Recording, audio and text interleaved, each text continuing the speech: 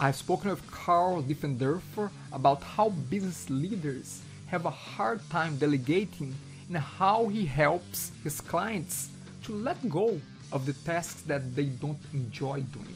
He talked about his virtual assistant company as well and how it helps businesses, and at the same time it helps to empower people working from countries where it would be hard for them to make a living, and they help them making a living. He also shared a horror story about a contractor disappearing on him. Hello, Ederson Oliveira here. This is another interview for the Outsourcing Podcast, where I talk to business owners, to experts, to people that know a lot about outsourcing and how some of the difficulties with outsourcing can be overcome. And we are here, and today I have Karl Diffenderfer. I think I got it right. He is a business and life coach at High Impact, and he's also the founder of Virtual Assistants Company. Karl, thank you very much for being here. Welcome. Thank you, Anderson. Perfect. Okay, so first question to you. Do you have a virtual assistant? I do, yes. I've had her working for me for about 6 years now.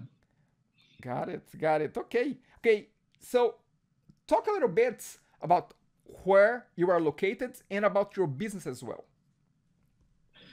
Okay, so I'm located in Lancaster, Pennsylvania, and that's the United States. And I have been a serial entrepreneur for about 15 years.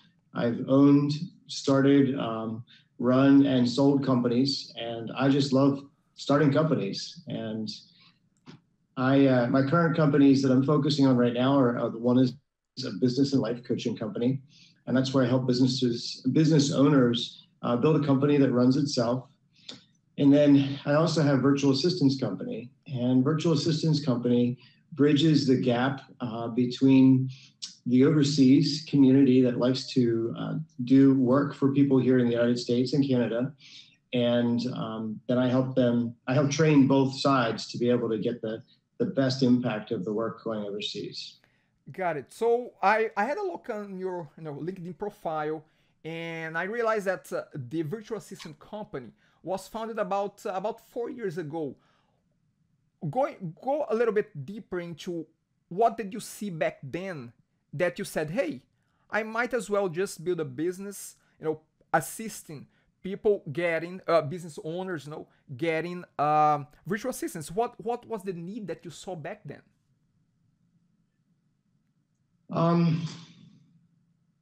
For me, I saw a need to be able to cut down on costs within my business, while at the same time still providing the same quality level of service. And I quickly realized that there are people overseas that their income is a lot lower than ours, and I can help them provide for their families while at the same time making my businesses successful here. Got it. Okay, I'll be honest with you. That angle of helping them out there as well, giving them a more resources as well. That's an angle that I haven't heard before. Of course I heard about virtual assistants. Actually, I'm going through the process of getting one virtual assistant. But the angle that you brought there is you're also thinking about. Not that I'm not thinking about them. It's just that it's not something that comes that naturally or easily to me. So why that concern? I'm not saying that we should not be concerned with somebody else, but why? That was the first thing that you mentioned there. So why that concern was so prominent in your answer there? Yeah, it's a great question. I've traveled all over the world. I've been in third world countries, second world countries, and obviously here in America. And I've seen the great wealth that we have here in America. And I think it's a blessing. I think it's great that we have that. But I also think that it's great for us to be able to share that with others. And so for me to be able to be kind of a social enterprise and provide for other families in the world, while they're also helping to take care of stuff here for me, is a win-win for everybody. Got it. Let me go deeper a little bit there, because whenever people, and I'm talking about people in general, And Uh-huh. I think that this is a misconception, to be honest with you. But whenever people hear the word about outsourcing, about working with over, offshoring work, they sometimes they come with the misconception that we are taking advantage of people over there. We are paying them, too little, and they. I'm gonna use a word here that may not be, that appreciated, but we are, in a way, enslaving people. We are, treating people badly. And do you hear that? And how do you react to that kind of reaction?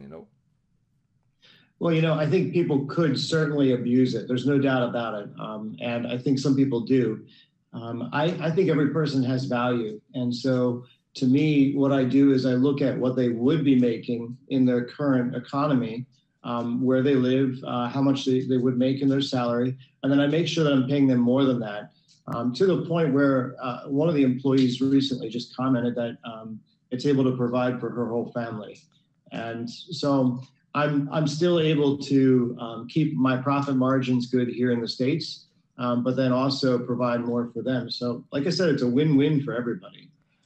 Got it. But so that's how you would answer to someone who'd say, "Hey, are you exploiting people overseas?" This is how you answer them. Yeah, I mean, yeah, there's people that abuse that. So yes, there are shady business owners out there that'll take advantage of people overseas. That's not my heart. So I guess I can't judge other people, but for myself, I keep myself in check with that. Got it. Okay. So you have a virtual assistant company. You Mhm. provide, that service to business owners in North America. Where did you decide to do business with to find those, those professionals to become VAs for North American leaders?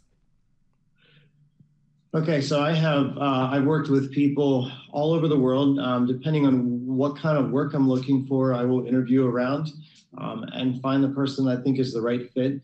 I've had people in Russia, the UK. I've had people in India, Philippines, China. Uh, I've had people in South Africa and in South America, in Colombia, South America. Got it. But when you say I have people, are those professionals providing services as VAs to your through your platform? Yeah, yes, but some of them have been like programmers, maybe for website development or maybe for a mobile app or something that I needed developed. But my primary team is located in the Philippines, and that's where all of them are situated right now.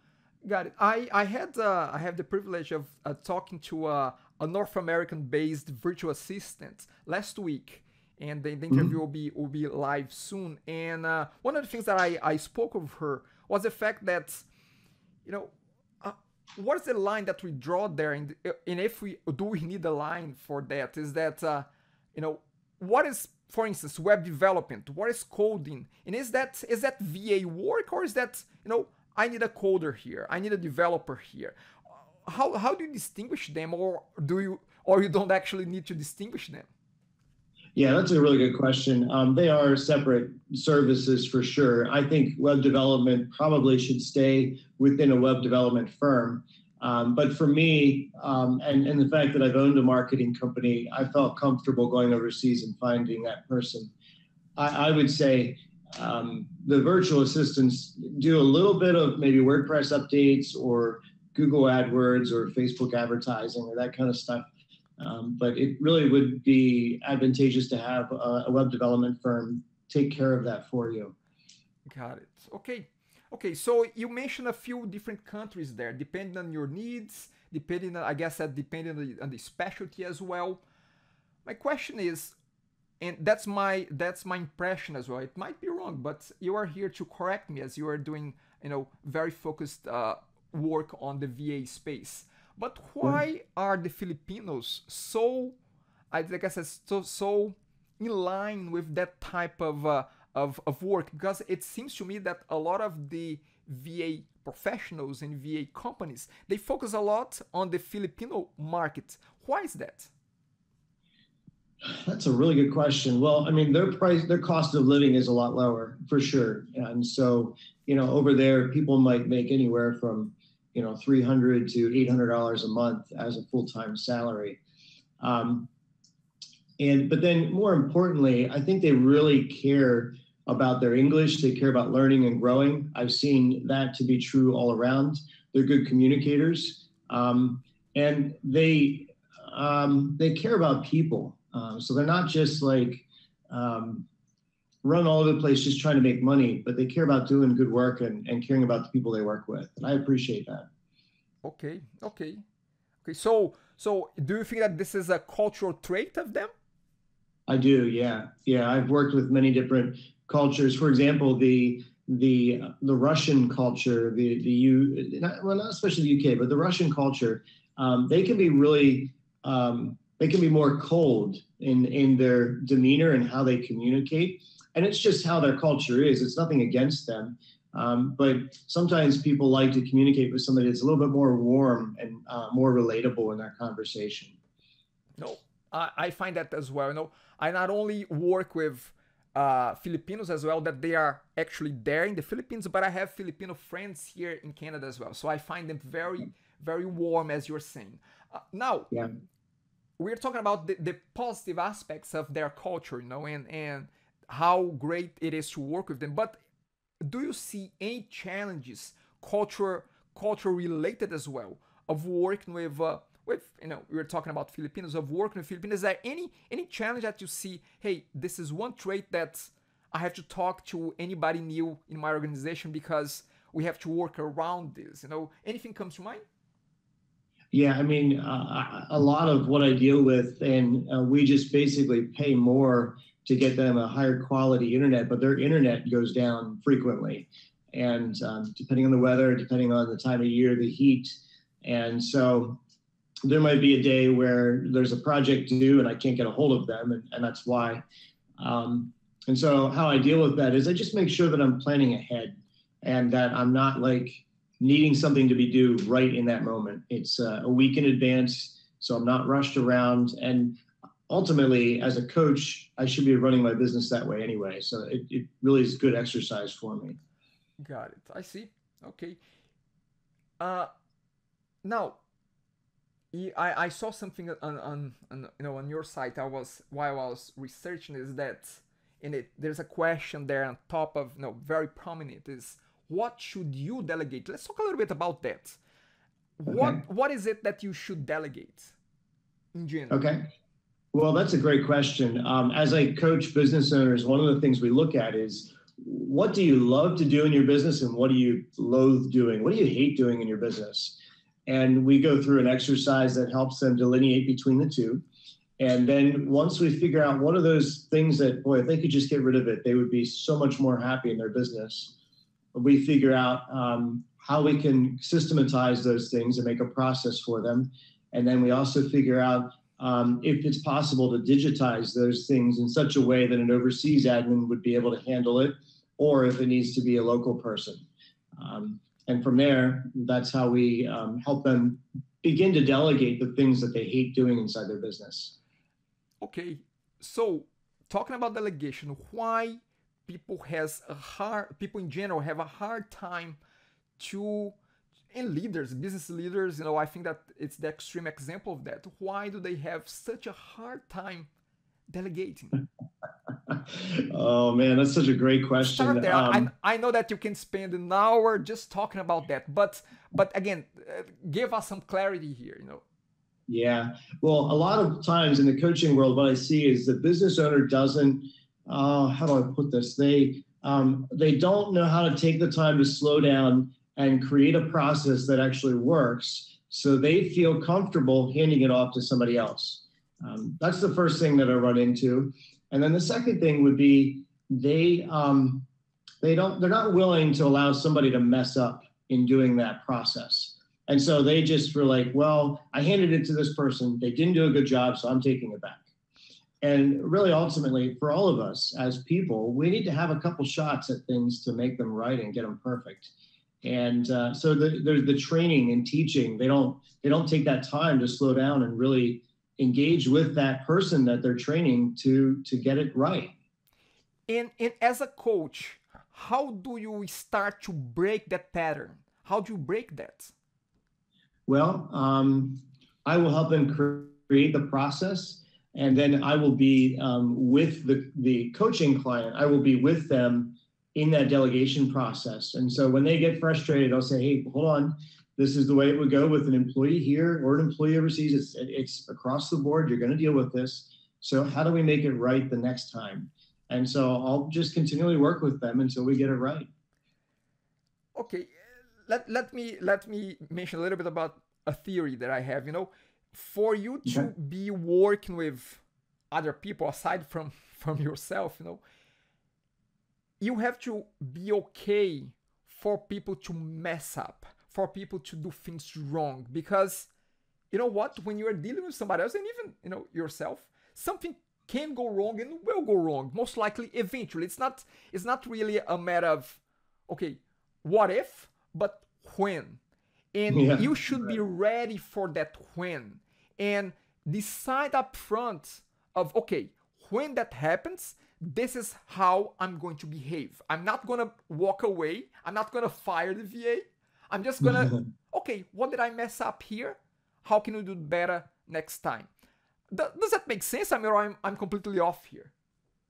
No, you're completely on. I would say, though, that finding a good VA is also important with that, because I would say I've hired many people, probably dozens of people over the years that didn't care as much as I did. So it is important to have somebody that does care. But once you have that person, train them, teach them, take your time with them, because it's hard to find people that really do care. Okay, and when you say train them, what is it that you're talking about? Are you talking about us being on Skype? Are you talking about I should record the video about how to do this? I mean, and again, without disclosing any secret information or secret process that you have on your company, but how do you go about that? I mean, what is that training? How does that training look like? Yeah. Well, one of the things that I've seen with business owners is that when they create a system and process, very often they do it, they have 10 different ways that they do it. And so they might do it this way and then this way and this way, and they never have any consistency with it. So I'll work with them to funnel it down to one thing that they do, and that one thing will become the way we hand it off to somebody else. And so that's really the first thing with that. And and then after that we're just providing grace, and I'm just reiterating to that business owner over and over again, let's provide grace. And sometimes they mess it up. Sometimes they decide to do it a different way, and then the VA is like, well, wait, I'm confused. And so there's a lot of communication stuff that goes behind all of this. I see. And correct me if I'm wrong here again, Carl, but I think that when we are working with remote workers, remote people, and in an outsourcing model, and VA is no different from that. So I think that some people have the tendency of not connecting with that other human being out there, and think that they can just throw tasks, throw stuff at them, and on the other side, you just have a machine that will be doing that work and spitting out, results for you. Do you find it that some people have that attitude of I don't want to create ties with this individual, and I just I want to keep my distance? Do you find that a pattern? Do you find that hard to break? I mean, what's your take on that? That's a good question. I tend to shy away from people that don't value other people. So I probably wouldn't even be doing business with that business owner. I really think it's important for us to value those that are working for us, because ultimately they're the ones that make the business. And so I probably would be working, and actually, yeah, within the last year, I was working with one guy that he just really struggled with controlling his temper. And so I'm working with him on it. And finally, we were able to pull that together, and he was able to manage his temper with his clients, or I'm sorry, with his team. And so I think it's important for us to treat other people the way we like to be treated. Got it. Yep. You're definitely right. Let me ask you that. Let's talk a little bit about the other side of the equation here? I mean, we are talking a lot from the client point of view. How about the VA point of view? What's more or less your process there for training them, for onboarding new people? I don't know.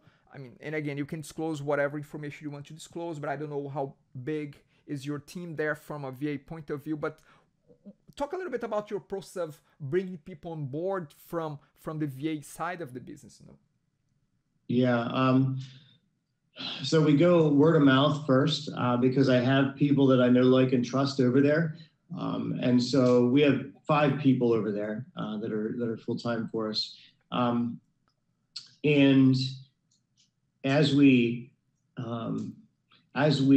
find more people, we add them to the team, and the people that are kind of been there for a long time and have seniority train the people below. And so there's always cross training going on amongst the team so that each person knows how to do multiple tasks for each of the customers. And that ensures that if we have internet problems or somebody's going away or whatever, vacation, we have things covered. And that's been working really well. Got it. Okay. So one other point here is about, can you talk a little bit about the tool set? Because I'm sure that there are many tools that you use in your business, not only personally, but from a VA point of view to, help on communication, on project management. So are there any tools, unusual tools that you use on the business to help processes, projects, communication, or just email has been enough? No, I mean, we use Trello for projects. We use Wunderlist, both free applications. We look at what the customer needs. So if a business owner back here has something they want to use or they have something they want to accomplish, we'll go and research it and find the right tool. And so recently we found, and I can't remember the name of the app right now, but we found an app that will text people reminders of your calendar appointments coming up. And so we signed up for that for the customer, and now the VA manages that for our customer here in the States. We use Google Drive pretty extensively, Dropbox pretty extensively, Evernote, and those are the main ones. There's probably a bunch of other ones, but those are the main ones. Got it. Okay. So something else that I found on your site, Karl, that you mentioned there is that you have an assessment process for a new client to come on board and figure out whether or not a VA is the right choice for them. So are you saying that at times VA is not the answer that they are looking for? Yeah, I mean, for sure. Sometimes I have a business owner that really, maybe they need a project manager, and they don't know that they need a project manager. They think they need an admin. And so this process really helps them discover that, and also helps us. I have a business partner with virtual assistance company. Him and I work together to discover what traits about this customer here in the United States really, what's important to them, what their needs are, and how we're going to best fit somebody with them. So it's kind of like a personality assessment, even to some degree. And that also helps to pick the right professional from your team, correct? That's correct, yes. Yep. Got it. Okay. One way is that we learn as, I think, human beings and business owners as well is through errors, to problems, to tough situations that we come across, and things go wrong, and then we say, hey, next time we're gonna do this better, next time we're gonna do this differently. I want to explore a little bit your experience there, Karl, and if you are open to that, can you talk about a horror story? It might be a personal horror story, outsourcing to somebody that didn't work that well. It might be a horror story of a client that you were trying to work with a VA but didn't work out because of this and that. I'm interested in knowing about the horror story and the lessons learned from that situation. Yeah, I appreciate you asking that. That's the reason I started this company, was because I saw that all of the experiences I've had over the last 6 years are valuable. For somebody to go out and do this by themselves, I can save them many, many, many headaches, a lot of money, and really set them up to be on a fast track to be successful faster with their VA. Which And so headaches? that's why we have our upfront I'm going to process. stop there. Which headaches Yeah. are you talking about? So the headaches of, man, yeah, and let's unpack that a little bit. I've had people that I've paid money to that have never delivered what they said they were going to deliver. They've fallen off the face of the earth, and I mean, they haven't fallen off the face of the earth, but you know what I mean? They're not available. They're not around. They don't reply. I've had quality control issues where people provide something that's really just, a fraction of what it should be.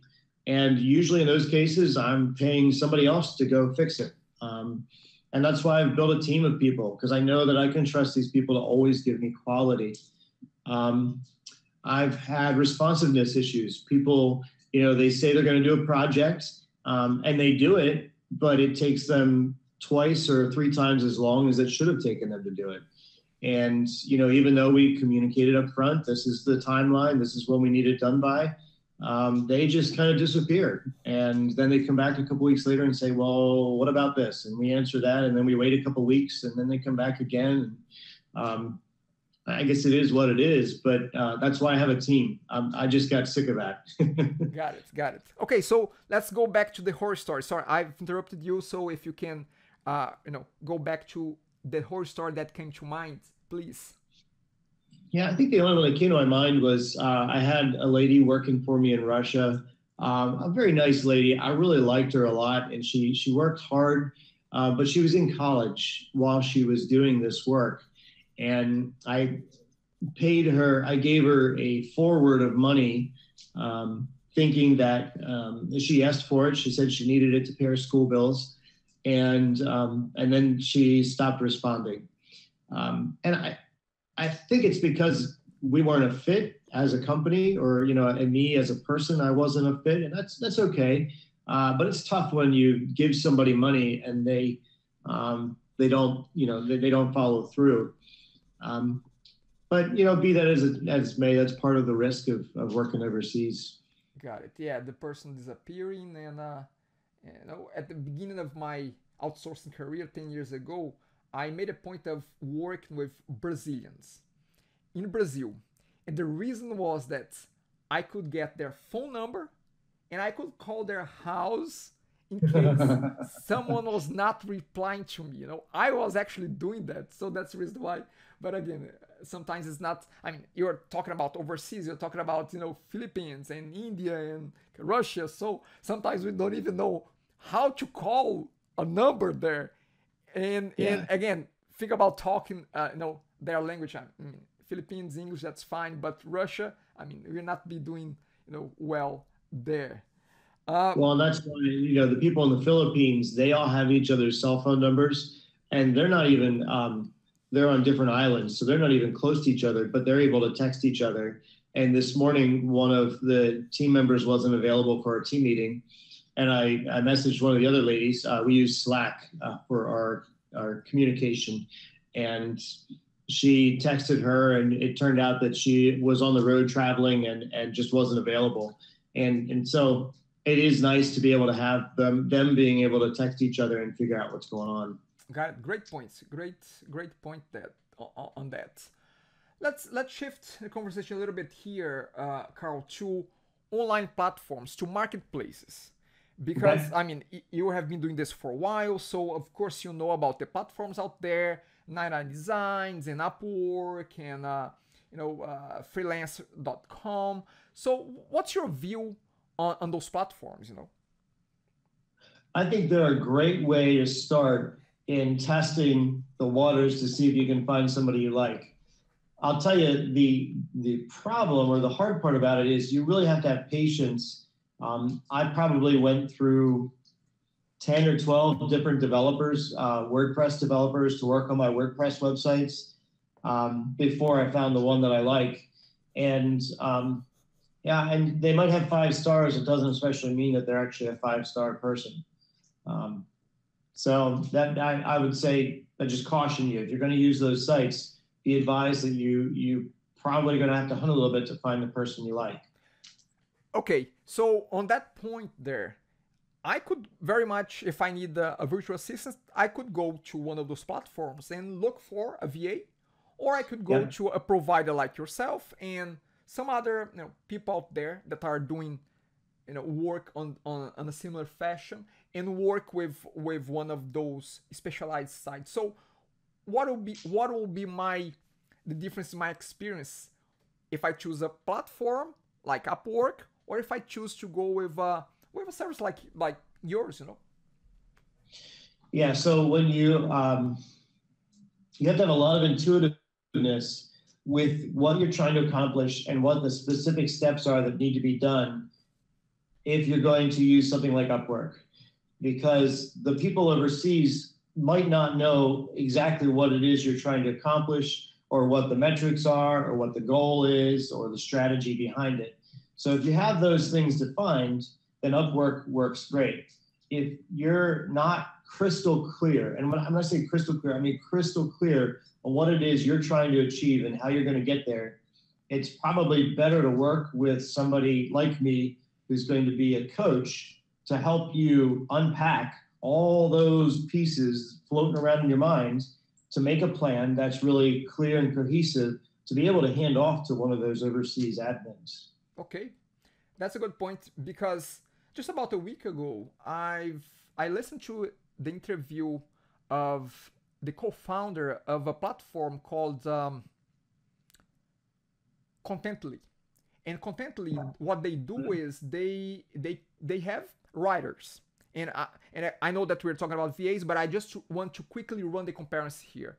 So in this individual, this co-founder, he was talking about the fact that yes, a few years ago, 10 years ago, 8 years ago, those platforms like Upwork and back then Odesk and Elance, they were, very popular and the only options to go and find resources like that overseas, in on other places in the globe.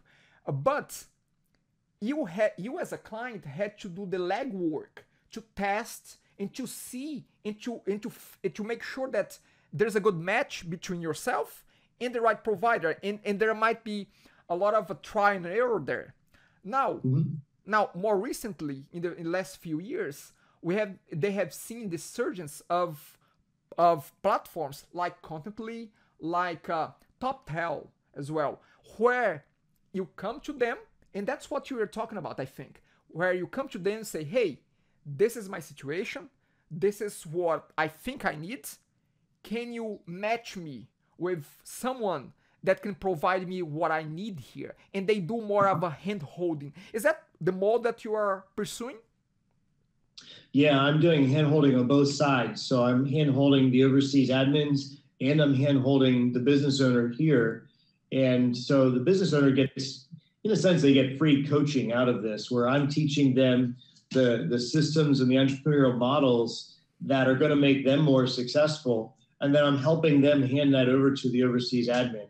So they're kind of getting coaching and an admin out of this process. Got it. Okay, okay, that's great. So, talking about your, virtual assistant company, how do you see that evolving in the next few years? And I mean, when you get to a stage that hey, I'm this is really successful. How does it look like? What is the end goal here with a virtual assistant company that you are working on? Yeah. Well, so Christy, my overseas admin, and I were just talking about this last week, and I was talking about it with my business partner too. We're headed towards opening a coffee shop slash place for people to work in the Philippines, almost like a co-working space, I guess. And Christy will be overseeing that and will be taking care of that. In doing that, we're going to have one location that everybody comes to work, and that will enable us to have greater communication with the team. And then on this side of things, we're only taking one new customer a month. We're not growing fast. And the reason for that is we really want to make the business scalable. And we know if we grow too fast, our customer service will drop. And so we're taking our time growing it in short steps And that's ensuring that each of our customers is getting the greatest quality for what they're after. Got it. I'm hesitant on mentioning his name, but I will mention because most likely I'm sure you know him, at least from his name, and I would be curious to see your take on what he's doing. Chris Ducker. Chris Ducker with what is the site? Virtual Assistant Finder. Anyway, have you come across his material in his site as well about VAs? I've heard of him, but I don't know anything about him, so I really can't comment. Okay. But I mean, there are tons of other companies out there. I think the thing that sets us apart from those companies is that I really don't want to be taking advantage, and I will not take advantage of those people overseas. Part of the goal behind this business is to be taking care of people overseas in economies where it'd be hard for them to make money. And that's unapologetically one of my focuses. And I know we're probably one of the very few companies that have that as a focus. Yeah. Again, as I said at some point, prior to this you mentioned now, it's an angle that I haven't heard before being promoted as this is our goal. So I admire that. I like that. Karl, we're coming towards the end here. Okay. Let me ask you that. If there is one thing out of this conversation that you'd like people to leave knowing about, whether it's about outsourcing in general, whether it's about VAs, virtual assistants, what is it? What is the one thing that you'd like people watching this interview to leave it knowing, curious about? Yeah, I think the one thing, and it kind of comes back to that word delegation. I think that's spot on. That's a very important word to focus on. If you as a person are focusing on building your business and you want to have more people in your team, whether they're here or whether they're abroad, it's really important for you as a business leader, as a business owner, to slow down and really think through how you want this to be done, and to document it and create a process and study and research how it should be done, and then hand it off to the person. Don't just say to the person, go do this, and expect them to do it properly. Really take your time with them and teach them and train them. Makes sense. Anything else that we haven't touched, Karl? Again, either as outsourcing or specifically about VAs that you find that it makes sense for you to touch on that, or did we cover it pretty okay? I can't think of anything else. I think we covered things pretty well today. Perfect. Very good. So, Karl, thank you very much for your time. I really appreciate you taking the time to talk to us. If people want to reach out to maybe know more about what you're doing or even engage with your services, how can people find you? Yeah, so one virtual, ONE, virtualassistant.com is our website. And onevirtualassistant.com, that'd be a great way to reach out to me. We have a contact form on the site. I'm meticulous about getting back to people. So if you don't hear from me, call me. My phone number is on the site. Love to talk to you and see if there's any way that I can help you. Perfect. And I love the domain oneva.co. You can find Karl as well. Yeah, it was a good find. It is. Yeah, the other domain is the number one va.co. And that's another way to reach us. Very good. Karl, again, thank you very much. Really appreciate the time, the knowledge, and hope that your business flourish and you come back at some point to talk more about how things are doing for you. Thank you very much. Yeah, thank you, Anderson. Bye. Take care. Bye.